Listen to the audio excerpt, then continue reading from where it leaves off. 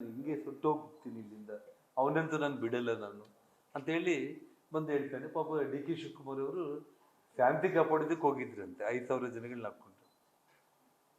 ಅವ್ನು ಡೈರೆಕ್ಟಾಗಿ ಬಂದು ಮೀಡಿಯಾದಲ್ಲೇ ಓಪನ್ ಆಗಿ ಹೇಳಿದ್ದಲ್ಲ, ನಮ್ಮ ಮನೆ ಮುಂದೆನೇ ಅವನು ಎಸ್ ಪಿ ಸರ್ಕಲಿಂದ ಬರೋ ಟೈಮ್ನಲ್ಲಿ ನೇರವಾಗಿ ಹೇಳಿದ ಅವನು. ನಾನು ನಿನ್ನೆ 4,000-5,000 ಜನ ಇದ್ದಾರೆ ಅಂತೇಳಿ ಫಿಗರ್ ಸಮೇತ ಹೇಳಿದ ಅವನು. ಜೊತೆಗೆ ನನ್ನ ಮನೆ ಸುಟ್ಟಾಕಿ ಹೋಗ್ತೀನಿ ಅಂತೇಳಿ ಹೇಳಿದ. ಅವನ್ನ ಈ ಕ್ಷಣದವರೆಗೂ ಬಂಧನ ಮಾಡದೇ ಇದ್ದಾರೆ.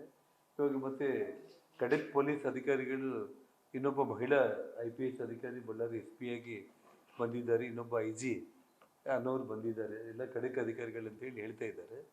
ಸೊ ಅವ್ರು ಇನ್ನೂ ಚಾರ್ಜ್ ತಗೊಂಡು ಆಲ್ರೆಡಿ ನಮ್ಮ ಮನೆ ಹತ್ರ ಕೂಡ ಬಂದು ಘಟನೆ ನಡೆದಿರೋ ಪ್ಲೇಸಲ್ಲಿ ವಿಸಿಟು ಮಾಡ್ಕೊಂಡು ಹೋಗಿದ್ದಾರೆ ಅಂತ ಮೀಡಿಯಾದಲ್ಲಿ ನೋಡಿದೆ.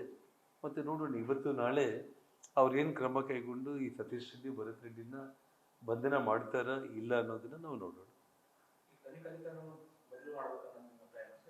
ಬದಲು ಮಾಡೋದಿಲ್ಲ. ಅವ್ರ ಮೇಲೆ ನಾನು ಕಂಪ್ಲೇಂಟ್ ಕೊಟ್ಟು ಇವ್ರು FIR ತಗೊಳ್ಳೋದಕ್ಕೆ ರೆಡಿ ಇಲ್ಲ.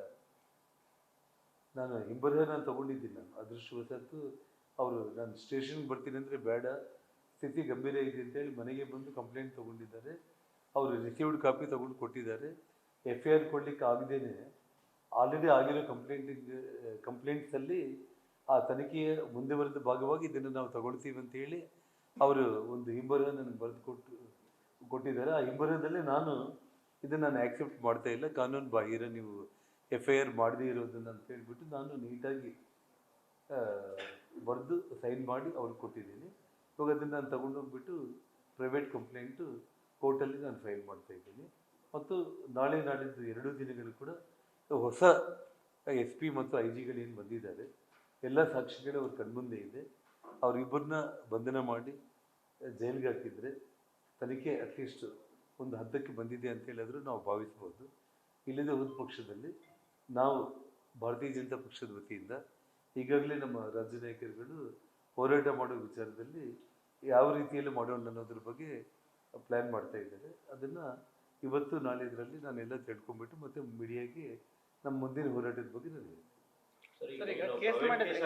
ಪ್ರೈವೇಟ್ ಕೇಸಲ್ಲಿ ಈ ಯಾರಿಗೆ ಸ್ವಲ್ಪ ಸಹಕಾರ ನೀಡಿದ್ರು ಬೇರೆಯವ್ರಿಗೆ ಅಂತಂದೇಳಿ ಪೊಲೀಸರ ಮೇಲೆ ಆರೋಪ ಇದೆ, ಅವರೆಲ್ಲರನ್ನು ಇನ್ವಾಲ್ವ್ಮೆಂಟ್ ಮಾಡ್ತಿದ್ದಾರೆ. ಇಲ್ಲ, ASP ರವಿಕುಮಾರ್, DSP ನಂದಾರೆಡ್ಡಿ, ಭರತ್ ರೆಡ್ಡಿ ಮೂವರೇ ಅಕ್ಯೂಸ್ಡ್ಗಳಂತ ಮಾಡಿ ನಾನು ಕೇಸ್ ಕೊಟ್ಟಿರೋದು. ಹೌದು ಸರ್. ಈಗ ನೀವು ಕಂಪ್ಲೇಂಟ್ ದೂರ ದಾಖಲು ಮಾಡಿದಿರಂತ ಹೇಳಿದ್ರೆ ಅದು FIR ಆಗಿ ಕೊಟ್ಟರಾ ಸರ್? ಈಗ FIR ಮಾಡಿಲ್ಲಮ್ಮ, ಮಾಡಿಲ್ಲ. FIR ಮಾಡಿಲ್ಲ. ಒಂದು ನಿಮಿಷ ಆ ಕಂಪ್ಲೇಂಟ್ ಕಾಪಿ ಮತ್ತು ಹಿಂಬರಹ ಎರಡೂ ತಗೊಂಡು ಬರ್ರಿ. ಸರ್ ಇದು ಪ್ರೈವೇಟ್ ಕೇಸ್ ಆಗ್ಬೇಕಂದ್ರೆ ಯಾಕೆ ಸರ್ ಸ್ಟೇಷನ್ ತಗೊಳ್ಳಿಲ್ವಾ? ಅದೇ ನಾನು ಹೇಳ್ತಾ ಇದ್ದೀನಲ್ಲ, ಸ್ಟ್ರೇಟ್ ಅವೇ ಈ ಘಟನೆ ಇಷ್ಟೆಲ್ಲ ಆದರೂ ಕೂಡ ನಿಮಗೆ ಅಧಿಕಾರಿಗಳು ಕುಮ್ಮಕ್ಕಿದೆ ಅಂತೇಳಿ ನಿಮಗಿಲ್ಲೇ ನಿಮ್ಮ ಕಣ್ಣು ಮುಂದೆನೇ ಇದೆ. ರವಿಕುಮಾರ್ ಅವತ್ತು ಡೈರೆಕ್ಟಾಗಿ ವಿಮ್ಸ್ಗೆ ಹೋಗಿದ್ದಾರೆ. ನಾಳೆ ಇವೆಲ್ಲ CBI ಎಂಕ್ವೈರಿ ಆದರೆ ಡಾಕ್ಟರ್ಗಳು ಸಾಕ್ಷಿ ಹೇಳ್ತಾರೆ. ಅವ್ರ ಚಿಕ್ಕಪ್ಪ ಪ್ರತಾಪ್ ರೆಡ್ಡಿನೇ ನಿಂತು ಅವನ್ನ ಕರೆಸಿ ಆಂಬುಲೆನ್ಸ್ ಹತ್ತಿಸ್ತಾ ಇದ್ದಾನೆ.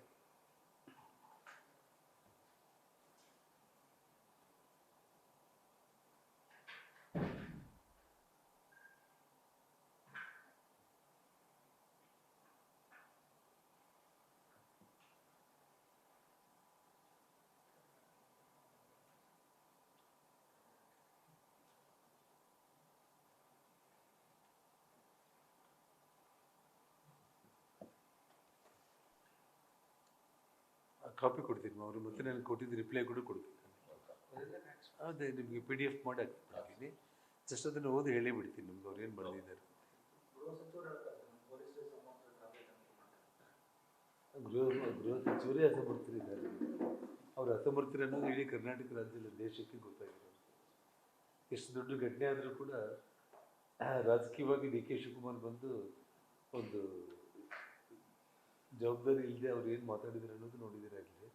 ಒಬ್ಬ ಗೃಹ ಮಂತ್ರಿ ಇಡೀ ಕರ್ನಾಟಕ ರಾಜ್ಯದ ಇತಿಹಾಸದಲ್ಲಿ ಒಬ್ಬ ಶಾಸಕ, ಮಾಜಿ ಸಚಿವನ ಮನೆ ಮುಂದೆ ಇನ್ನೊಬ್ಬ ಶಾಸಕ ಬಂದು ಪ್ರೈವೇಟ್ ಗನ್ಮ್ಯಾನ್ಗಳ ಜೊತೆ ಫೈರಿಂಗ್ ಮಾಡಿದರೆ ರಾಜ್ಯ ಮತ್ತೆ ಯಾವ ಮಟ್ಟಕ್ಕೆ ಹೋಗ್ತಾ ಇದೆ ಅಂದರೆ, ಉತ್ತರ ಭಾರತದಲ್ಲಿ ಇವೆಲ್ಲ ಕೂಡ ಭಾರತೀಯ ಜನತಾ ಪಕ್ಷ ಅಧಿಕಾರದಲ್ಲಿರೋ ರಾಜ್ಯಗಳಲ್ಲಿ ನಿಯಂತ್ರಣ ಆಗಿರುವಂಥದ್ದು.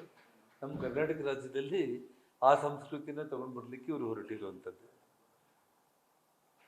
ಅಲ್ಲಮ್ಮ. ಅದಕ್ಕೆ ಎಷ್ಟೊತ್ತು ಬೇಕು ನೀವು? ಇಷ್ಟೆಲ್ಲ ನಾಟಕ ಮಾಡೋದು ಬೇಕಾಗಿತ್ತು. ಇವತ್ತು ಆ ಕಂಪ್ಲೇಂಟ್ ಕಾಪಿ ತರ್ತಾರೆ ಸರ್. ಕಂಪ್ಲೇಂಟು ಮಾಡಿದ ಮೇಲೆ ಅವ್ರು ನನಗೆ ರಿಪ್ಲೈ ಕೊಟ್ಟಿದ್ದಾರೆ.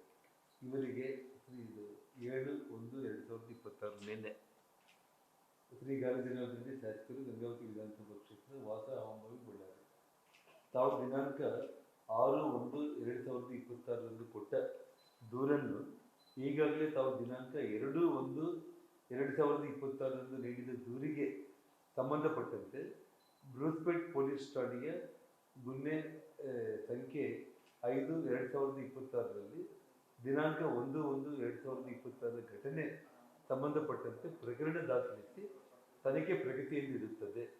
ಕಾರಣ ತಾವು ಅದೇ ಘಟನೆಗೆ ಸಂಬಂಧಿಸಿದಂತೆ ಮತ್ತೊಂದು ಬೆರಳಚ್ಚು ಮಾಡಿದ ದೂರು ನೀಡಿದ್ದು ಇದು ಅದೇ ಘಟನೆಗೆ ಸಂಬಂಧಪಟ್ಟಿದ್ದರಿಂದ ತಾವು ಕೊಟ್ಟ ಈ ದೂರನ್ನು ಮುಂದುವರಿದ ಮಾಹಿತಿ ಎಂದು ಪರಿಗಣಿಸಿ ನಮ್ಮ ಠಾಣಾ ಅಪರಾಧ ಸಂಖ್ಯೆ 5/2026 ತನಿಖೆಯಲ್ಲಿ ಅಳವಡಿಸಿಕೊಂಡು ಕ್ರಮ ಕೈಗೊಳ್ಳಲಾಗುವುದು ಎಂದು ಈ ಮೂಲಕ ತಿಳಿಸಲಾಗಿದೆ.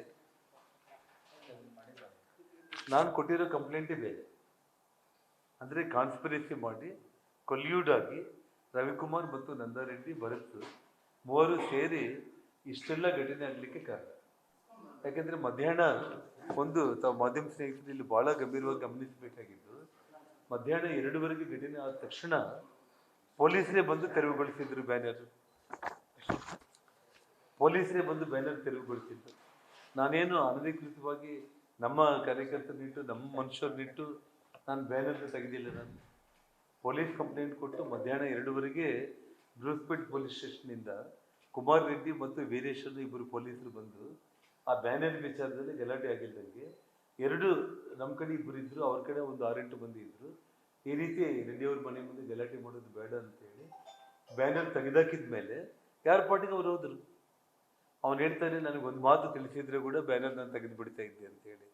ಮಧ್ಯಾಹ್ನ 2 ಪೊಲೀಸರ ಸಮಕ್ಷಮದಲ್ಲೇ ಮನೆ ಕಾಂಪೌಂಡಲ್ಲಿ ಹಾಕಿದ್ದಾರೆ ಅಂತೇಳಿ ಬ್ಯಾನರ್ ತೆಗೆದಿದ್ದು.